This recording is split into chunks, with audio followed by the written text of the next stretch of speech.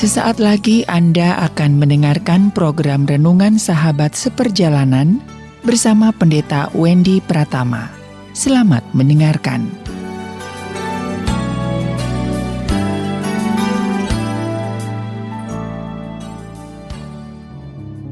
Selamat berjumpa kembali di dalam layanan audio Sahabat Seperjalanan. Hari ini adalah hari Rabu 12 Mei 2021. Tema renungan dan saat teduh kita dengan judul Ketidakmampuan atau Ketidakmauan. Firman Tuhan terambil dalam Amsal 10 ayat yang keempat. Demikian bunyi firman Allah. Tangan yang lamban membuat miskin, tangan orang rajin menjadikan kaya. 1 Raja-Raja 2 ayat yang ketiga. Lakukanlah kewajibanmu dengan setia terhadap Tuhan, supaya engkau beruntung dalam segala yang kau lakukan. Mari kita berdoa. Bapa yang di dalam sorga, ajar kami para sahabat seperjalanan bisa membedakan apa bedanya antara ketidakmampuan dan ketidakmauan, agar kami bisa menjalani kehidupan dengan secara benar di dalam Tuhan. Dalam nama Tuhan Yesus kami berdoa. Amin.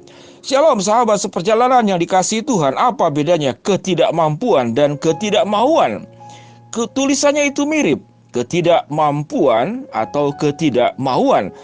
Ketidakmampuan adalah seakan-akan suatu keadaan yang di luar batas kemampuan kita. Artinya memang tidak mampu. Namun sebuah pertanyaan, apakah betul seseorang itu tidak mampu? Atau sesungguhnya ketidakmampuannya karena disebabkan oleh ketidakmauan? Orang yang kurang rajin berjuang lalu mengatakan saya tidak mampu. Orang yang belum berusaha lalu mengatakan saya tidak mampu. Orang yang belum mencari jalan berbagai macam cara, baru satu kali jalan lalu berkata saya tidak mampu. Gambaran kalimat-kalimat yang saya sebutkan tadi sesungguhnya adalah bentuk daripada kemalasan. Bentuk daripada tangan yang lamban yang Alkitab mengatakan yang membuat miskin. Sementara tangan orang rajin menjadikan kaya. Sahabat seperjalanan yang dikasihi Tuhan, Allah meminta kita melakukan bagian kita, apa yang harus kita kerjakan, apa yang harus kita perjuangkan. Jangan menyerah sebelum engkau berusaha. Jangan menangis sebelum engkau mencucurkan air mata. Engkau keluar air mata dulu sebelum engkau keluar air keringat. Ini sesuatu yang keliru. Kalau orang yang berjuang itu, dia akan keluar keringat dulu dan tidak perlu mengeluarkan air mata. Jangan menjadi pribadi yang sedikit-sedikit menyerah, yang sedikit-sedikit pasrah, yang sedikit-sedikit lalu berdoa. Sementara Tuhan meminta engkau, sambil engkau berdoa, sambil engkau berusaha. Engkau belum melakukan usaha, engkau sudah berdoa yang lebih banyak. Tidak demikian, Allah tidak menjadikan sebagai pribadi-pribadi yang kemudian lamban dan malas. Allah memberkati tangan yang rajin, Allah memberkati orang yang berusaha. Allah memang bersyukur dan senang kepada orang yang bersandar mengandalkan Tuhan. Namun Allah tidak menyukai karena engkau bersandar mengandalkan Tuhan lalu berdoa, lalu engkau lepas tangan, engkau tidak mengerjakan bagiannya. Kalau kita meminta anak kalau kita punya anak lalu hanya bersandar kepada orang tua, segala sesuatu biarlah orang tua yang menyelesaikan, lalu anak diam-diam saja, tidak bekerja, tidak berusaha, kita tidak akan menyukai anak-anak yang seperti demikian. Demikian juga hati Bapa yang di surga. Hati Bapa yang di surga menyukai anak-anak Allah yang rajin, yang berjuang, yang tidak menyalahkan keadaan, yang tidak menyalahkan keluarga, yang tidak terus meratapi nasib, lalu tidak bagaimana mengubah nasibmu sendiri. Nasib itu tidak sesuatu yang fatal, yang tidak bisa berubah. Nasibmu engkau bisa berubah, engkau ubah menjadi sesuatu yang indah. Kegelapan bisa diubah menjadi terang.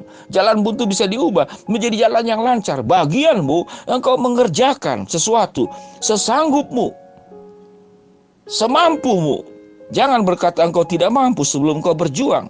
Pada dasarnya orang-orang yang malas adalah orang-orang yang tidak mau, bukan tidak mampu. Jadi orang yang tidak mau pada akhirnya memang kemampuannya tidak pernah terlatih. Orang yang tidak mau, yang tidak berjuang, pada dasarnya dia akan berjalan di tempat. Bagaimana Allah memberkati orang-orang malas? Bagaimana Allah memberkati orang-orang yang belum berjuang kemudian mengeluh, berkeluh kesah, lalu lapor kepada Tuhan, lalu tidak mengerjakan bagiannya. Sahabat seperjalanan yang dikasihi Tuhan, saya bersyukur bahwa saya diizinkan untuk mengasuh anak-anak asuh saya. Ada 2 anak asuh saya, dua-duanya laki-laki, yang dua-duanya punya bakat musik. Namun kedua-duanya ini tidak punya biaya untuk les musik karena musik itu les mahal. Apalagi dua-dua anak laki-laki ini ingin belajar saksofon. Saksofon itu buatan China saja itu 5 jutaan.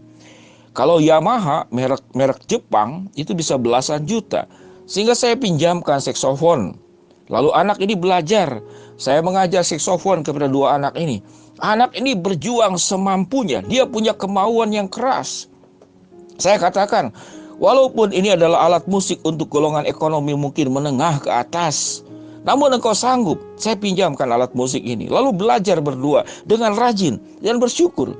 Kedua anak lelaki ini, yang satu sekarang sudah menjadi seorang pemain saksofon, yang bisa mengiring, mengisi di tempat pernikahan, di resepsi, di pertemuan-pertemuan khusus, dan tentu mendapatkan uang daripada perjuangan dia belajar. Seorang guru memberikan ilmu, namun tatkala muridnya tidak mau berjuang, tidak mau berusaha, lalu berkata saya tidak mampu. Bukan tidak mampu, karena tidak mau. Kedua anak ini punya kemauan yang keras.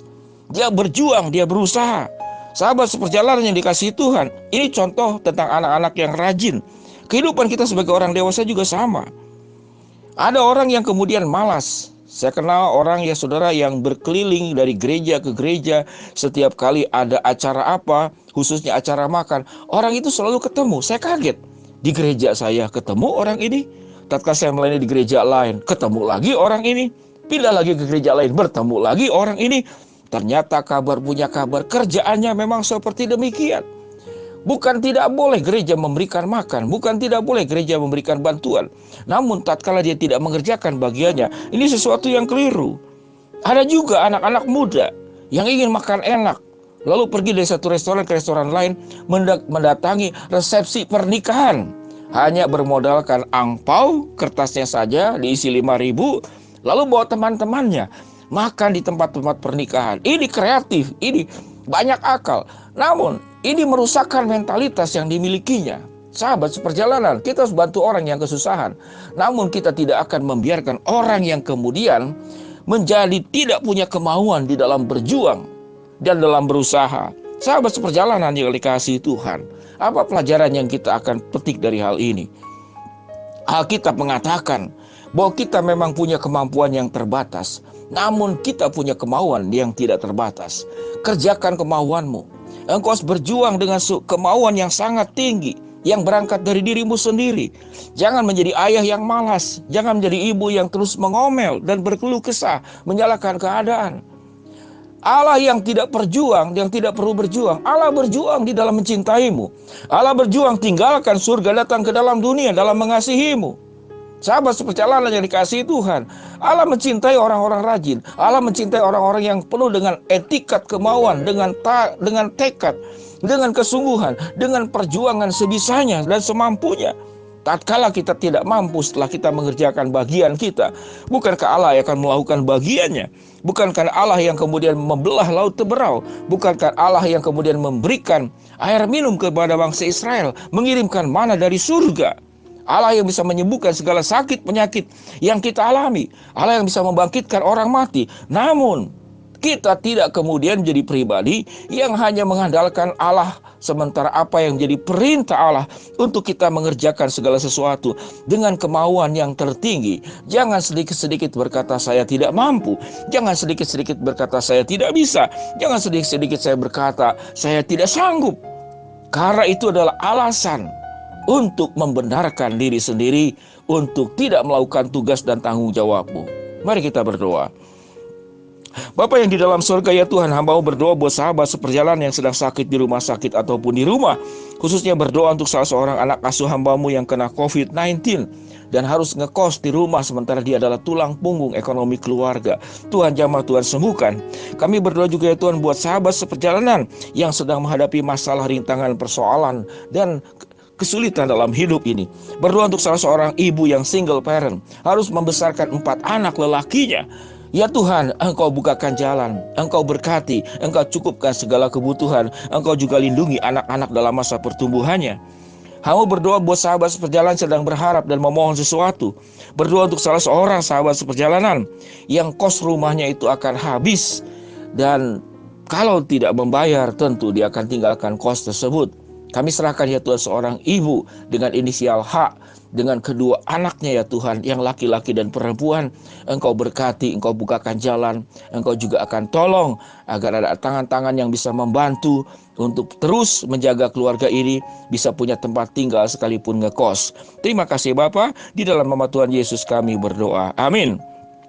Shalom sahabat seperjalanan yang dikasihi Tuhan. Ketidakmampuan atau ketidakmauan, jangan kita berkata tidak mampu sebelum engkau menunjukkan kemauanmu yang sungguh untuk bekerja, untuk melakukan tugasmu dengan sebaiknya. Shalom, Tuhan memberkati kita semua. Amin.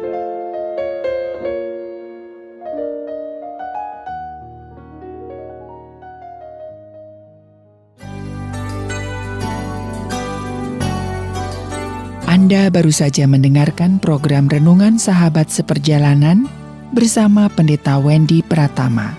Terima kasih atas perhatian Anda. Tuhan Yesus memberkati.